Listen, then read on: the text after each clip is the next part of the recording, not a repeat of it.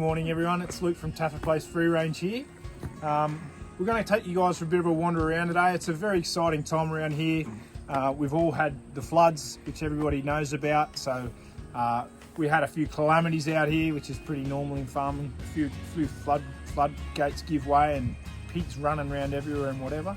But we're full steam ahead with our beautiful pasture brooding set up for the ducks, so we can show you that. The pastured quail are going really well. We keep banging the little quail pods up, and the orders for them have skyrocketed. Very excited to get the Delicious Award results too, hopefully in the next few days.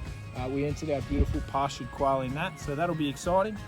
But otherwise, it's a lovely day. We've had wind, we've had rain, we've had all sorts of nasty weather out here. So I'm gonna finish my banana and we'll give you guys a look around.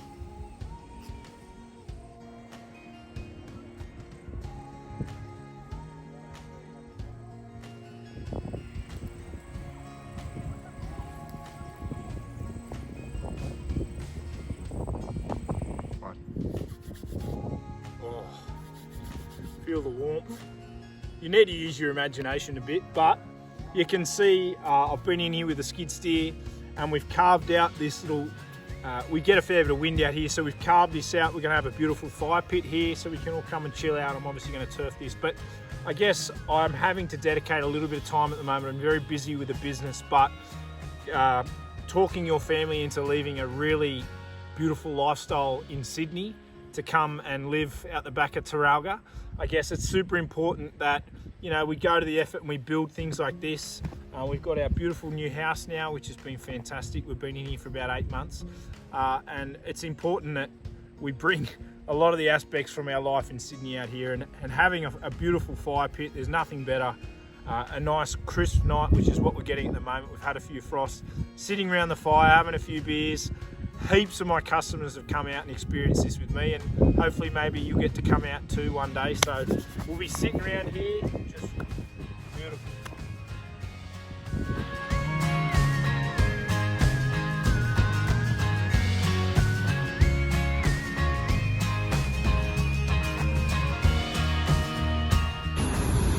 So guys, this is super exciting. So this is what I think is going to be a world first, to mild honoured. So we're actually going to chop this sucker in half. So we'll have two 40-foot containers about 1,200 high, and we're actually building the first ever pastured brooding heated setup. It's going to be a portable structure that we're going to drag across the pasture for our baby ducks. We're going to transition from buying a 2-week-old duck to actually buying a day-old duck. So better product in that we're literally going to have a duck straight out of an egg, straight onto pasture in this natural environment that we want. But they still need to be in this environment where they've got the heating, they've got the cover. Perfect, mate, thank you. So this is really exciting. I've got a lot of work to do. Cutting that in half is going to be a lot of fun. But hopefully next time you guys see it, there'll be two next to each other, and we'll have the base for our pastured duck brooder.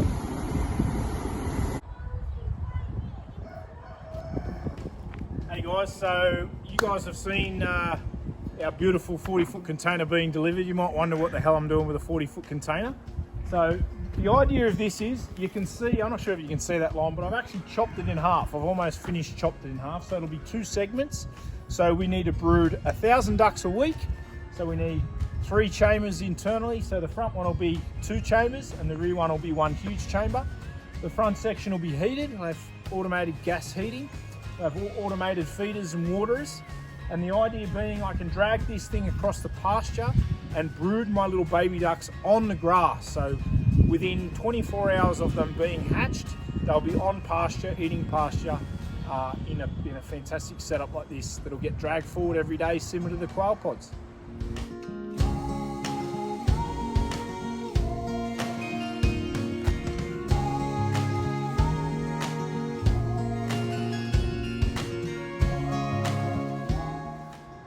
So you can clearly see here where I've cut it, which was great fun, cutting a whole 40-foot shipping container in half with a 6-inch grinder, but I got there. So this top section lifts off and we flip the bottom section. We're going to have 2 sections on about 400mm skids, so that it will allow us to drag it. So this system will only be about 1,400 high, which means we will have to sort of duck and squirm around inside it. But the theory being, because we're moving it all the time, you're not in here cleaning it. It'll be the feeders will be filled up from the outside, the waters will be done from the outside. So in theory, we very rarely have to actually come in here is the idea. And which is better for the ducks. Oh, big time, yeah, exactly. No stress for the ducks.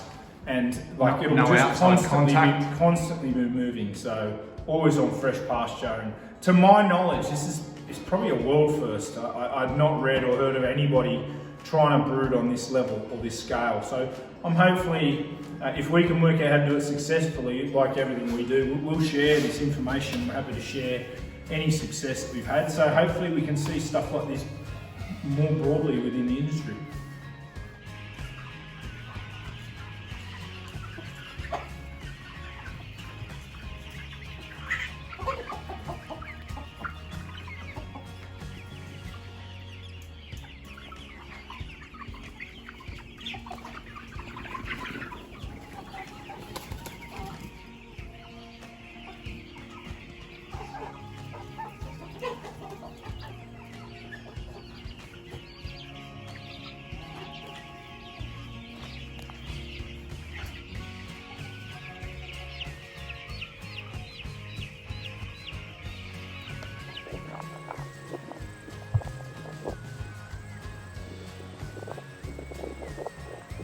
So guys, these are the breast hens that we've maintained out of our own genetics. So the birds that I inherited weren't in very good health. You've probably heard me say that before.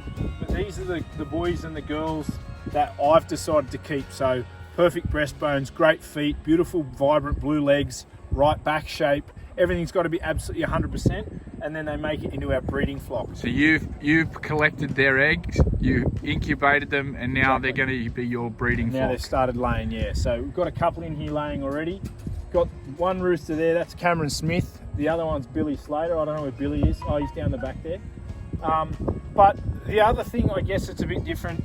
There's plenty of people in pastured poultry for eggs at the moment, but a lot of them buy these commercial caravans, and they're about $18,000.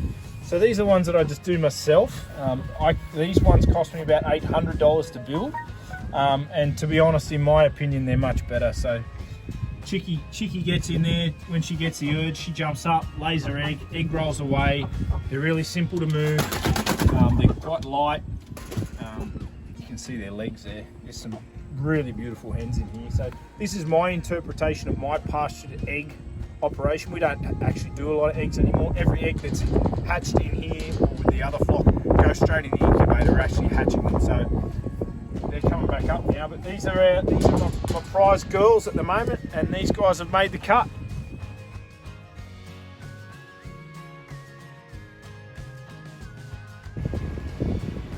Good boy. Good boy.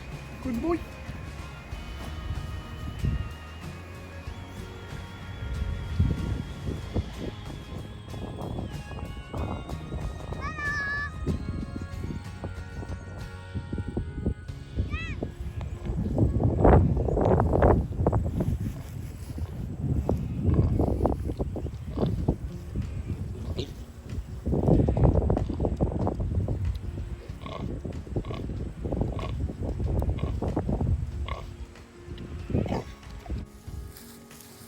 Hey guys, so I had some really good advice not long ago as far as, I just sat on something very spiky.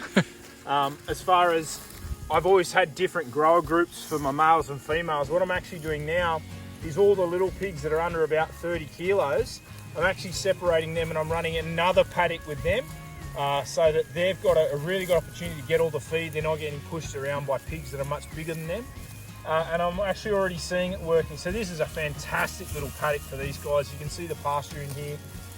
This is a result of the multi-species cycling over the years. This was all blackberry when I moved in.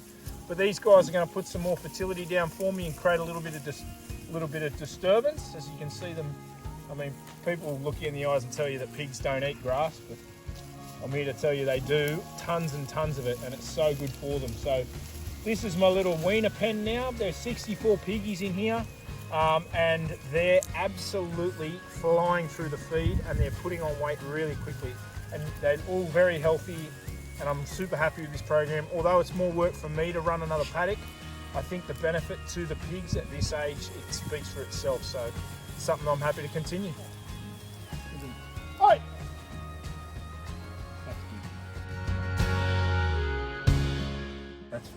That's free range. That's how free range should be. Pastures hiding their backs. What are you doing? I'm squatting. Mate. Oh. What happened? What happened? What happened? Your bloody son just Did he- knackered me with that. What, you whacked him in the balls? Hold on.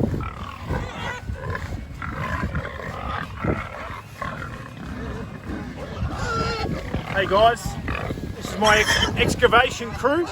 So you'll see here, mark your pan back in a minute.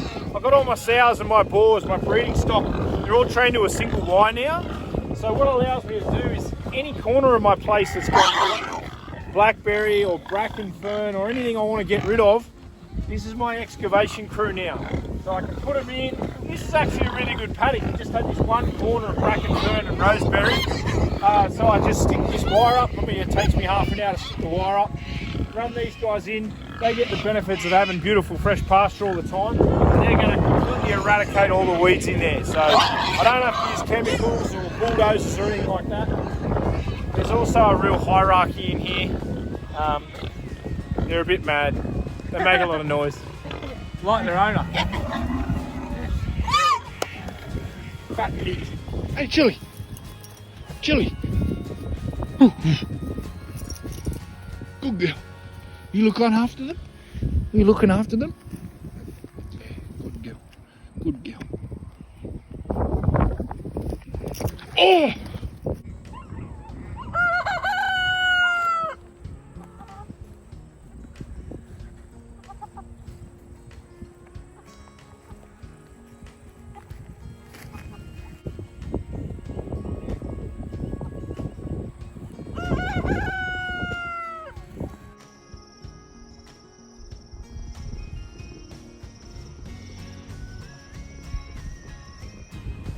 So I don't talk a lot about our sheep. I hate sheep. I love eating lamb, but we've got first cross Dorpers here, who I get off a guy over here who's just brilliant. He's a great operator. So raised chemically free, no drenching, and then I get them as weaners. I use them because a sheep will actually graze a lot lower, a lot harder than a cow. So they're fantastic for any pasture cropping operation. We never have many here. Like I said, I love eating lamb and it's great for our home subscription customers. So shout out to all you guys. Next month, you've got a whole heap of lamb, beautiful lamb coming your way. So.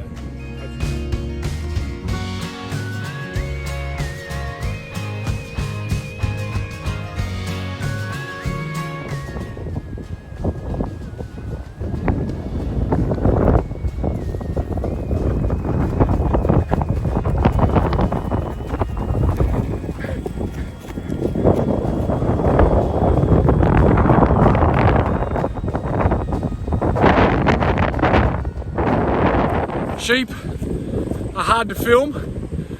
Sometimes you gotta run. Hey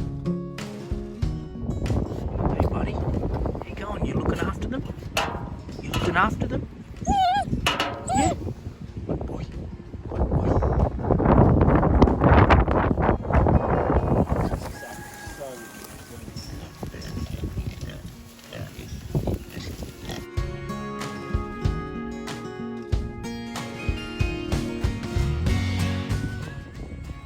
Thanks for coming and having a look around. Thank you so much if you've subscribed. If you haven't, please subscribe and share this. Obviously, you want to make a real connection with our customers. If you want to learn about our home delivery or anything, go to tassreplacefreerange.com. Otherwise, have a wonderful day, and I hope you enjoyed a bit of a look around on this beautiful autumn day. What home do we have to buy? Lock them in, Tom.